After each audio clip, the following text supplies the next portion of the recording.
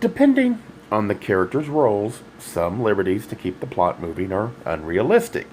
What I'm focused on is learned behavior, something you see over time.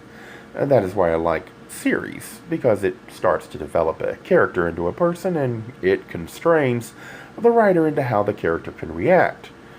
If you violate the spirit of the character, then you soon will find interest in the books will disappear. While the thoughts are inspired by the book, it does not imply the writer intended to inspire the thoughts I have. The stress of the closet, yours and the partner. Many assume just saying I'm gay is all there is to it. After that, it's the problem of others to accept it. However, you spent a long time protecting this, learning coping skills that allow you to function at that level.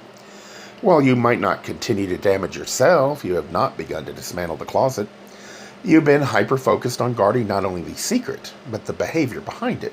Any behavior you might remotely think might tell others who you are. Remember, these are assumptions, not facts you've been acting on. Impressions from things said by those around you. You're unable to ask anyone since you have no way of knowing who to trust. If you do risk it, there is anxiety that also has an impact on how you deal with people.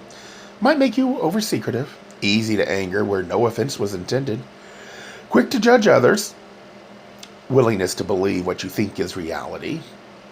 So much is in that closet and all you dragged out was, I'm gay. Could your lack of success at relationships have to do with what is still left in the closet? Even if you succeed in dismantling the closet, your partner might not. How do you avoid moving into their closet? Or worse, creating a whole new closet? Ever considered being in love? When conflict happens, if your partner is unwilling to talk, you are left to assume what caused the blow-up. Your own scars might make you take the blame, thinking if you just avoid doing things, then it will work out. You start small, but when the problems keep happening, you back up and try again and again, till eventually so much of yourself is closed off you hardly know who you are. Your whole identity is tied up in them. Also, by closing so much off, the person they fell in love with will be gone. They won't know what happened, and both of you will believe it is all your fault, when it is a shared problem. How can you have a healthy relationship until you begin to dismantle as much of the closet as possible? You will become bitter. Those around you will see and decide it's because of your decision to be gay. But it's not because you're gay. It is because of how you coped with a secret. Behaviors that might have meant safety before, but traps you within yourself as an adult so no one can love you. The intimacy you desire denied you by the lessons you learned as a child. A closet can be from anything because it is built on fear of rejection by others. In trying to be acceptable to everyone else, you become unacceptable to yourself. The self-loathing might not be because of who you are, but the frustration at never dismantling all the baggage, all the damage that was caused by you from fear. While the thoughts are inspired by the book, it does not imply the writer intended to inspire the thoughts I have.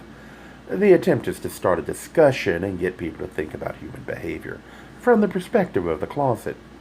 How this might lead to problems that make friends or partners or even business relationships difficult. I can understand why some would dismiss this effort.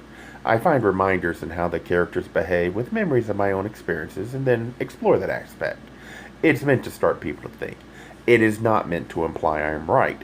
If you do not share the ideals with others, then how will you know if you're right? When talking, the focus should be on challenging and exposing your ideals, not in changing other opinions. That would only lead to frustration, since the only person you can change is yourself.